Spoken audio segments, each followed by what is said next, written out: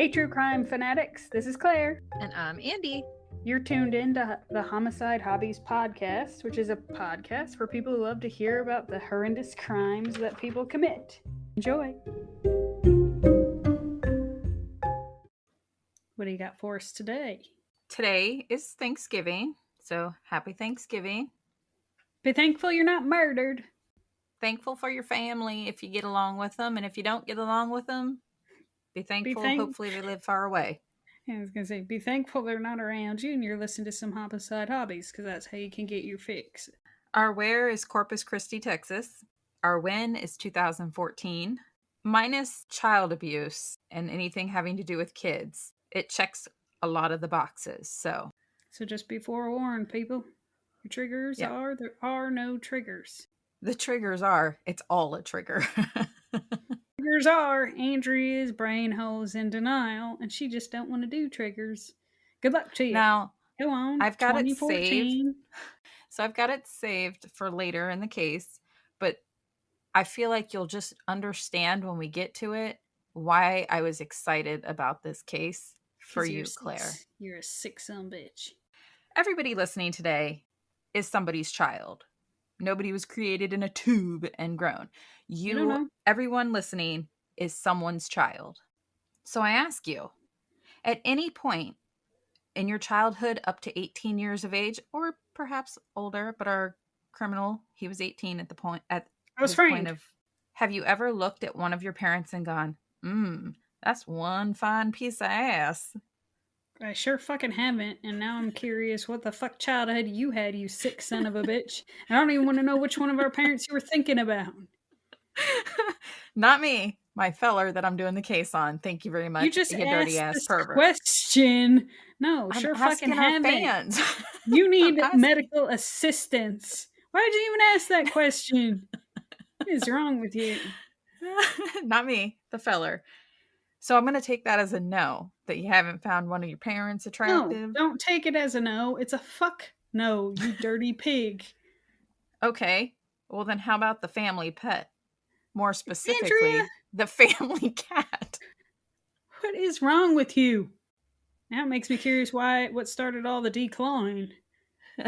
Oh my gosh, that was not me. That was our mother. And it was cruel and unusual punishment. Okay, guilty party. I wasn't even talking about our pets. I'm saying in general, who started the decline? Oh, good question. That's sick. We're like, they drew the line, the vet did, when they're like, no, we can't take its teeth out. Well, unlike some of them cases we've done in the past where we can kind of understand. Sure fucking can't. I don't even know where you're going with this, but I feel like it's not a good place. Kind of like how we can understand some of the crimes and how they happen, because in a split second, you can make a poor decision and it leads to the death of someone. I can tell you, I've never made a poor decision of wanting to fuck either one of our parents or our pets. So no. So I'm going to say that you're going to find it pretty difficult to relate to our son bitch this week. I agree. 100%. The pervert we'll be discussing this week is 18-year-old Kevin Jazrael Davis. I don't expect people to think very highly of me after this. So that was Kevin Davis, and that is probably the only thing that he will say that I will agree with, which is I don't expect people to think very highly of him after this. I'm just going to tell you right now, I don't think very highly of him now, and I kind of only have a gist of what we'll be discussing. So Kevin was born December 27th, 1995. His father was not in the picture, but his mother, her name was Kimberly Hill, and she loved her little boy. Kevin had an older half-sister and a younger half-brother. Kevin didn't have a close relationship with his half-brother at the time of his crimes. I figure it was a son of his father. But Kevin began having violent sexual fantasies beginning around 12 years old. With the cat? Now we're going to jump forward to March 26th, 2014. It was violent because the cat still had its claws. It's disgusting. Now we're going to jump forward to March 26th, 2014. Kevin went to his mother, Kimberly, and asked for permission to commit suicide. What? Mm-hmm. He was 18. Permission? Yeah. Was it in writing? She obviously did some blinking, lots of blinking, and Kimberly more or less told Kevin, no, you can't have permission, but you are an adult and ultimately the one responsible for your own actions. So, what? Yeah. So Kevin was like, I'm not depressed. This is what he ends up telling. Hold up. No, ma'am. Who has somebody come to them, son, daughter, friend, whatever, but like, can you give me permission to kill myself? And be like, well, you're an adult. What? So from what I gather, he seems to seek out attention in negative ways because like with the cat. I did leave the cat alone, Claire. Jesus. That's what he should leave the cat alone.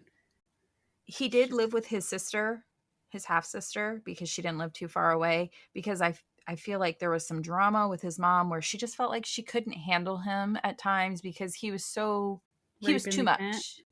So Kevin would say he wasn't depressed. He simply didn't like people and he was just bored with life. So he thought maybe I should just kill myself. That afternoon, Kevin wrote a suicide note. But then after sitting there mulling it over, he flipped the suicide note over and wrote out a plan to kill both his mother and his sister. He wasn't prepared to give up his loving for the cat. It's disgusting. He'd just snuff out the people who were most irritating and wouldn't give him permission to kill himself. So his sister's name is Desiree. We will reference her here shortly. On the following day, March 27th, 2014, Kevin found out that his mom was once again fed up with him, and she was going to send Kevin to go live with his sister Desiree for a while. Now, as I just said, Desiree had let Kevin live with her in the past for brief periods of time, and the spoiled brat that he was, Kevin was pissed. He decided that his mom had to die now. She took away his cat. It's gross. It was like Romeo and Juliet. They're forbidden love, and he sent Juliet loved him back. You don't know, that cat could elect it. And then she's like, he needs to go to you. The cat is leaking turds all over the house because his butthole can't shut anymore. It's disgusting. Get off the cat, Claire. Let's pay attention. I feel like it would kill the cat. Anyway. Unless he's got a tiny weenie. A teeny weenie. That's really why he wanted to kill himself. He caught himself in the mirror. Anyway, Kevin approached his 50-year-old mother, who was watching TV on the couch, and he began assaulting her. He attempted to strangle his mother with an Xbox controller cord. That's not funny, okay? But the fact that this 18-year-old kid was using an Xbox controller cord made me do an eye roll. When he realized that he was unsuccessful with strangling her with the cord, she was screaming and fighting back. He let go of the cord and ran to his mom's bedroom to retrieve a hammer out of a bottom drawer in her bedroom. The fuck does she have a hammer in her bottom drawer? I don't know. No, you know what? Your lady kept a fucking hatchet on her nightstand in that one case. So her having a hammer in a drawer in her room, I feel like isn't that far-fetched? The hatchet makes sense. You don't know. Maybe she had been hanging pictures in the house and she just put it back in a... Again, then I go back to, what?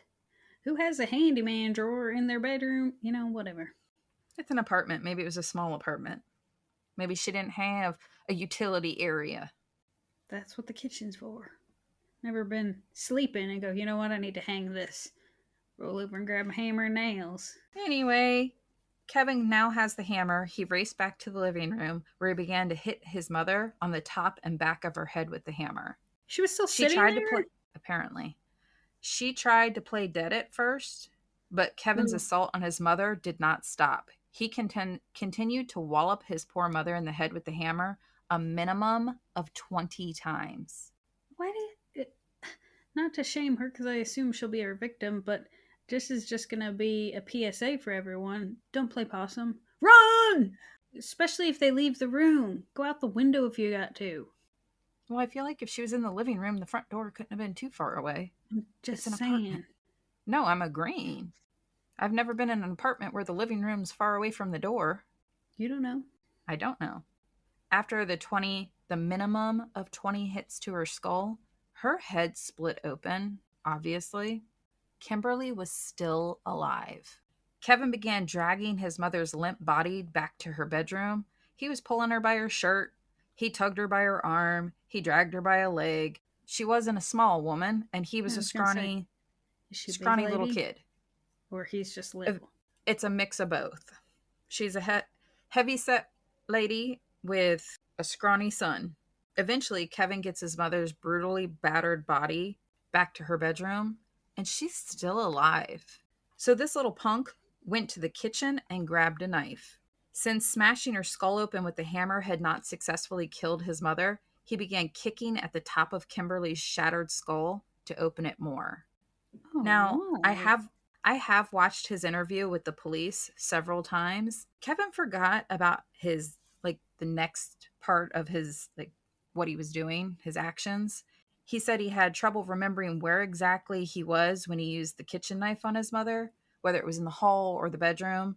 And at one point, he actually told police that he didn't use a knife. It was the police saying, hey, so we found this knife. It did have some blood on it. And he's like, oh, right. I forgot about that. But nonetheless, it doesn't really matter where he used the kitchen knife, but he swirled it around inside his mom's brain to try to stir her brains up with the knife. And he said it didn't swirl like he had hoped. And through all this brutality, Kimberly was still alive. According to Kevin, he said she was making snoring sounds like a baby. So I hope for her sake, she was not feeling anything and it was just noises coming from her body. No comment on that one? Well, I feel bad for her. And I do hope that it was things bubbling, but then I also think, how big is she that he's not hitting vital things? He didn't stab her body. He's just stabbing inside her skull. He only stabbed her head? In her brain, yeah. He kicked open her broken skull so that he could stick his hand in there and swirl a knife around. I would say she might have been alive technically, but she was not there. I hope not.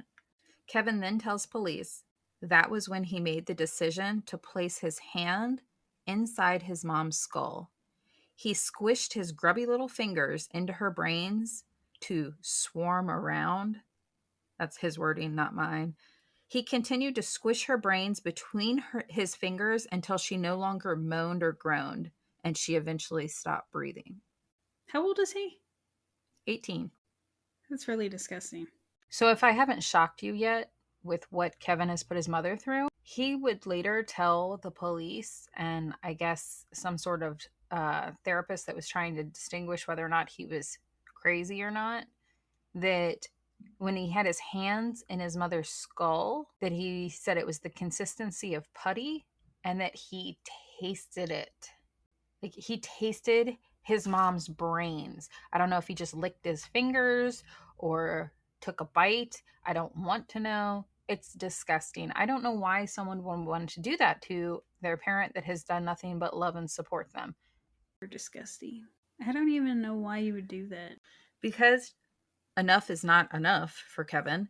After he dragged his heavy-set mother's corpse to the bedroom and squished her brains in his bare hands, at some point Kevin became aroused. Very aroused. He decided it would be a great idea to wrestle off his mother's pants and underwear. He climbed on top of his mother's battered body and began to have sex with her remains. You're disgusting. Just so we're clear. I didn't do it. Because I feel like your laughter. I can tell you're smiling with that. Because of your reaction, I feel so sorry for this lady. It's been the buildup of doing this case. I've had this case for several weeks now, and I've managed to not tell you about it. I don't necessarily mind. I don't have standards or morals. Body's a body, and in the end, piece of meat. I guess it's harsh to say, but... You're gonna have to put this one in perspective. What was his... So that was Kevin's response to the police asking him why he would have sex with his dead mother. He said, a body's a body. It's just meat. So does he go to the store and then fuck some ground beef? You know what? I wouldn't put it past him. Wrap some of that flank steak around his junk? You never know. So eventually Kevin turns himself in a little ways up the road at a neighbor's house, and he tells the neighbor, he doesn't know these people, by the way. He says, hey, I just killed my mom. She's in the apartment. The neighbors call the police. After turning himself into the police, he sat down with the officers and began detailing the events that I've told you so far. Kevin told police as he shrugged and chuckled, I guess you could say I lost my virginity to a corpse. Sounds like you lost your virginity to your nasal passages. The officers asked Kevin, "Did you come inside her?" When I heard them ask that, I was like, what? And Kevin said, I did, actually, as he chuckled to himself. The stunned officers just sat there for a moment, processing what Kevin just admitted to them. The officers then asked, "Did you change in the bathroom?" Or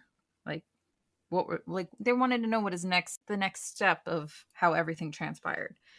And Kevin said, well, actually, I took a bath.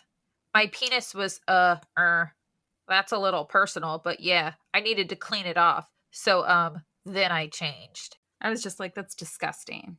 That's disgusting. I wouldn't have taken a bath. I would have taken a shower because he was just stewing in his own filth. Because I feel like he's fairly bloody at this point since he was playing in her brains. That him just sitting in it. Yeah, it's disgusting. I think he was playing with his penis some more. Probably with the brains in his fingers. The police then asked him if Kimberly was his natural mother. And she was. I think the police officers were just having a tough time understanding why an 18-year-old kid would choose to have sex with his mom's corpse. Yeah. Kevin goes on to explain that he loved his mother. He's always loved his mother. But he guessed maybe just in the wrong sort of way. When the police asked him what she did to deserve any of this, Kevin said absolutely nothing. She never mistreated him. She never raised a hand to him. She simply loved and supported him always. He was just sick and had fantasies about killing both his mom and his sister. Okay. Right? Police found 3 notes that Kevin left behind in the apartment. A note in the living room was addressed to his sister Desiree. A playful note was left for the police in Kimberly's bedroom saying, "Catch me if you can. Sorry about the mess." And he signed it KD for Kevin Davis. Catch me if you can. And goes to the neighbors to turn himself in. He didn't want to run far. So it's not a close neighbor because Kevin's genius plan was to flee the area on his bicycle. Well, I think they'd be able to catch him. So he ended up going down along some railroad tracks and ditched his bike in the woods and then was on foot. He got cramps. And that's when he realized how far it was going to be to get out of Texas. So he just went ahead and turned himself in. Couldn't have picked a wider state. Right? On another note, he said he was running from the area on a Greyhound bus. I guess he thought he was going to outsmart the police by making them check the bus stops or the bus stations, and he's really on a bicycle. Kevin had decided that his murderous needs had been met by killing his mother, and also his sexual fantasies had been fulfilled by having sex with her corpse. So he decided his older sister Desiree didn't need to be killed or mounted. Oh, Andrea. Not me. This is him, okay? When the stunned officers asked Kevin if given the chance to serve 20 years, 40 years, or 100 years in prison, which did he feel he deserved? And Kevin flat out responded with 100 years because he wanted to kill again. He also admits that despite how he killed his mom, he's more fascinated, now this is his words, not mine. The more artistic, meticulous murder, the way they cut them open, slice them into pieces with such care, such love. Okay, your impressions sounds like you need some Sudafed. I am pinching my nose, but he's such a little shit. He deserves a nasally Elmo voice, okay? I wouldn't have described it as a nasally Elmo. I came here to pay for my crime, so I guess I should continue with the truth. Truthfully, I would kill again. The officers then asked Kevin, "How about us? Do you want to kill us?" Oh no, men are not my thing. I've never had a girlfriend, though. Just his dear old mom.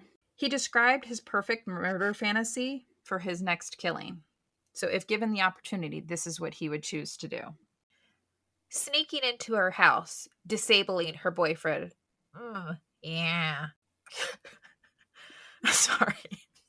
It's hard not to laugh all over this. Stop making me laugh. I can't help it. Because you're... yeah. I'm saying you're... yeah. God. Good luck saying that again. Sneaking into her house, disabling her boyfriend. Yeah. I'd bring a pretty dress with me to dress her up. And I was always into strangling, but after that last blunder, I guess big and sharp would be more along my thing. I would probably decapitate her, as I do prefer my women dead. I'd dress her up, like stitch her up, kinda just try to work the head back on, perhaps, and then I'd go to town. And it would be a night to remember. And then I would kind of just burn everything and run for the hills. He'd bring a dress, murder the girl, put her in the dress, cut her head off, then stitch her head back on, and have sex with her body, and then set everything on fire and take off. He's sick. How does he know that that's how he prefers his ladies if the only one he's had is his mom? And she was dead. So the officers, somehow with a straight face, then asked Kevin if he's ever had sex before. Kevin said no, he lost his virginity to his mom's corpse the night before. And then the officers asked him if he's ever had sex with anyone other than, the one time with his dead ma. And now I'm going to play the last audio I have of Kevin. And this, just to set you up for it, the officers are asking Kevin if before that incident, the sex with his mom, if he'd ever had sex before. Now, what Kevin responds with, he does reference a note that he left in the apartment. So you'll hear him mention that. I've already told you about that. It don't matter. So before that, you had never had sex?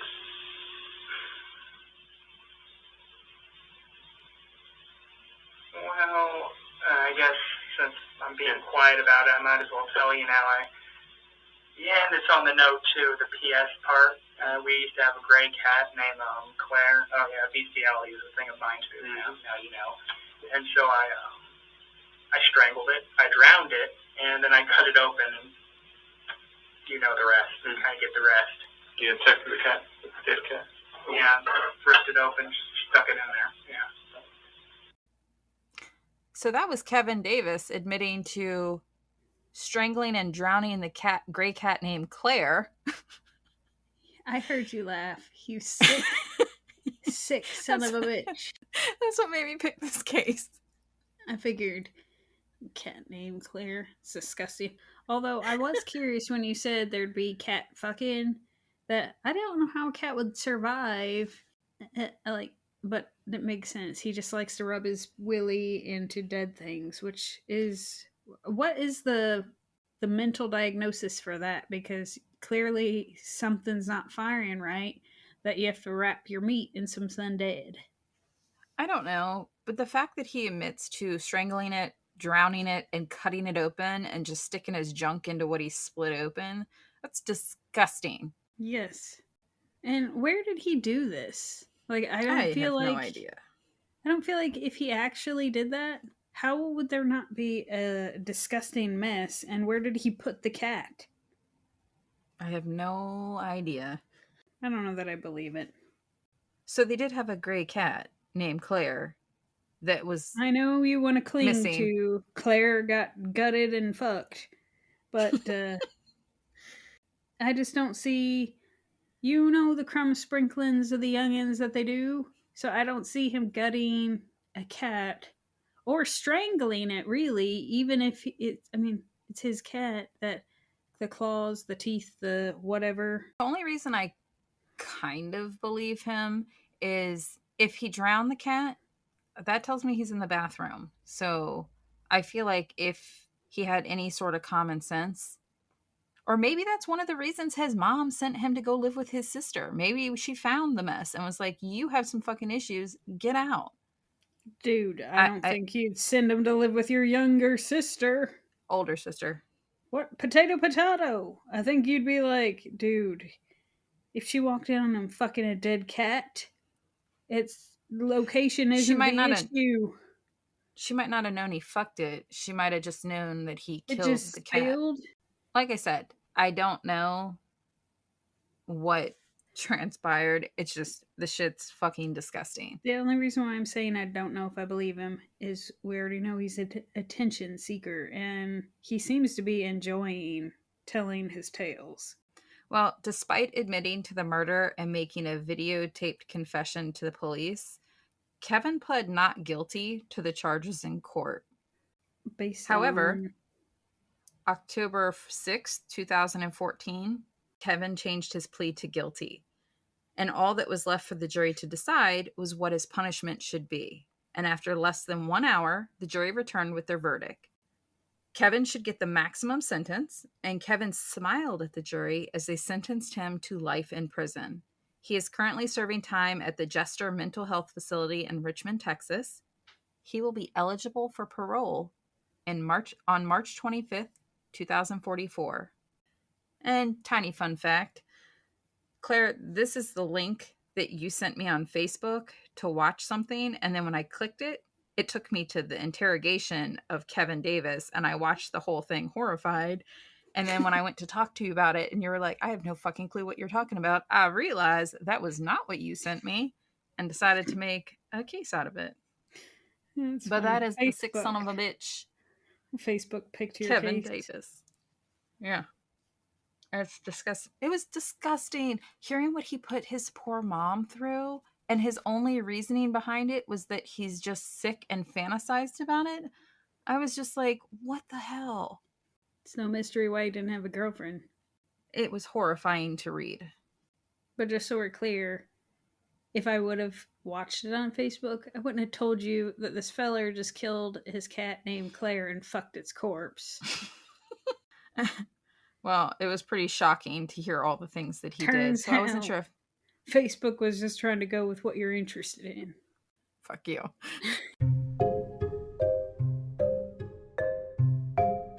Thank you for listening to Homicide Hobbies. I'm Claire.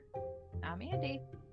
Follow us each week to get your fix of the atrocities that occur in true crime. And don't forget to tell people about us and rate us if you like us. But don't rate us if you didn't. Just change the channel.